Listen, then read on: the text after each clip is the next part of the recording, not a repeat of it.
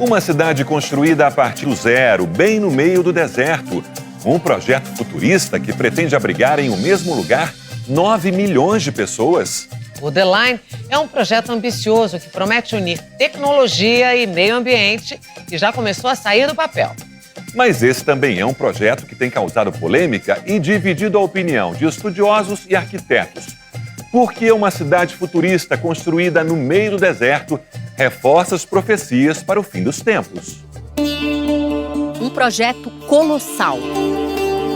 Como conta o príncipe herdeiro da Arábia Saudita. Precisamos transformar o conceito de cidade convencional em cidade futurista. Que combina inovação, tecnologia e futurismo. É uma ideia arrojada, sem dúvida. É audacioso. Mas que também levanta uma preocupação. Isso está alinhado com os sinais do final dos tempos. A cidade se chamará The Line, a linha em inglês. É um projeto ousado que pretende abrigar 9 milhões de pessoas em um espaço de 34 quilômetros quadrados. Lá não haverá estradas nem carros. Mas como, então, tanta gente vai conseguir ir de um lado ao outro?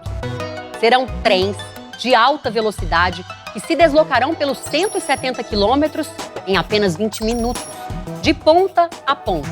E olha, sem emitir nenhum poluente. O custo estimado da obra é superior a 5 trilhões de reais. Do ponto de vista ambiental, é uma cidade perfeita, sem a emissão do CO2 pelos carros, pelos ônibus, caminhões. O transporte vai ser perfeito, uma cidade autossustentável, então é uma promessa que chama muito atenção com relação à autossustentabilidade. A ideia do governo da Arábia Saudita é construir a cidade no meio do deserto.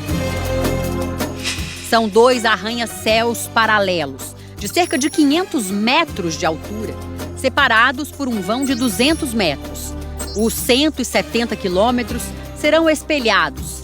A ideia é que a cidade linear tenha o menor impacto possível na paisagem. A energia virá do sol ou dos ventos, a chamada energia limpa.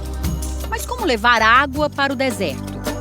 A promessa é dessalinizar a água do Mar Vermelho.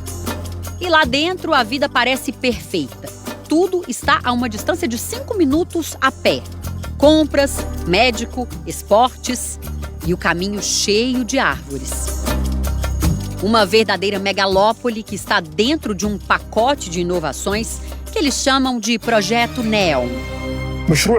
É um dos nossos projetos mais importantes. Será um lugar para todas as pessoas de todo o mundo deixarem sua marca de maneira criativa e inovadora. Mas o projeto, que parece perfeito, traz questionamentos importantes. Muito grande, uma barreira muito grande. Então, provavelmente, pássaros, que vão estar voando ali, vão se chocar com a cidade. Não se sabe ao certo como isso poderá impactar o solo, porque você terá uma construção de um peso considerável e isso poderá trazer problemas para um território, aliás, para um país que sabidamente sofre com a ausência de água. Outra questão é o clima lá dentro. O The Line é projetado para manter a temperatura sempre agradável, mesmo estando no deserto, devido ao equilíbrio perfeito entre sombra, ventilação e luz solar. Ao meu ver, é algo difícil, porque no deserto, as temperaturas variam muito, de 0 a 50 graus durante o dia, frio e calor intenso. Então, para eles manterem essa temperatura agradável o ano inteiro, sempre, não vai ser algo fácil. Não é um projeto fantasioso, já saiu do papel. Estas são imagens da obra que está em andamento no deserto da Arábia Saudita. O plano é terminar tudo em 2030, quando os primeiros moradores já poderão se mudar. Além de tudo isso, a ideia pode significar muito mais do que apenas uma evolução.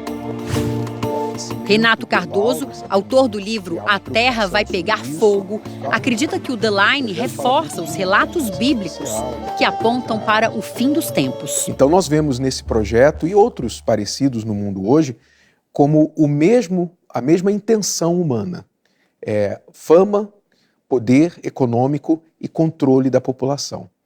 Então, ignorando o ambiente, ignorando a criação natural de Deus, fazendo uso da ciência para tirar vantagem, para tirar facilidades, criar facilidades e criar riquezas, que por certa forma é bom, mas ao mesmo tempo ignorando a natureza, o autor de onde tudo isso vem. Você acredita que a construção dessa cidade totalmente artificial pode ser considerada um sinal do fim dos tempos? A Bíblia mostra que o multiplicar da sabedoria, do conhecimento, da ciência é um dos sinais do final dos tempos.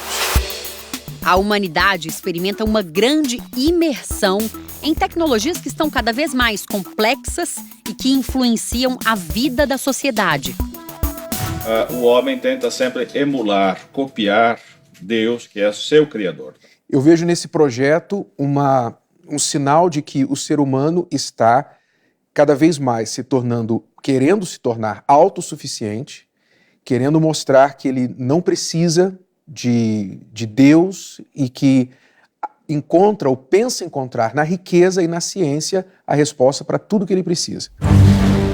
Os acontecimentos que sinalizam o fim dos tempos antecederiam o Apocalipse.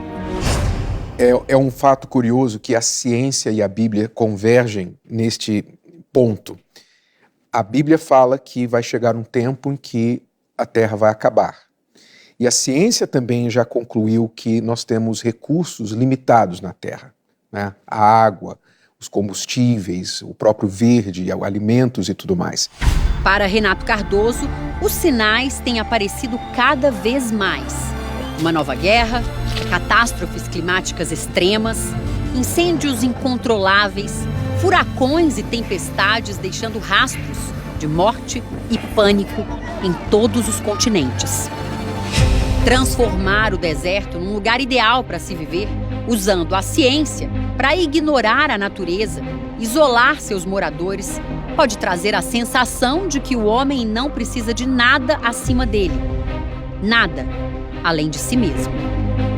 Vimos que, ao longo da história, o ser humano é capaz de fazer coisas grandiosas, mas é também capaz de, infelizmente, produzir muito malefício.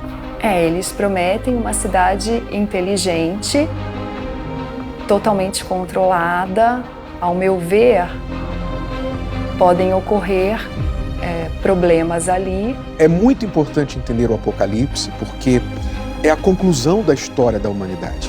Que isso está acima de religião, porque nós não estamos falando somente do fim do mundo, mas do início da eternidade, da nossa alma. O corpo morre, a terra passa, mas a alma vive para sempre. E é isso que o Apocalipse trata de mais importante.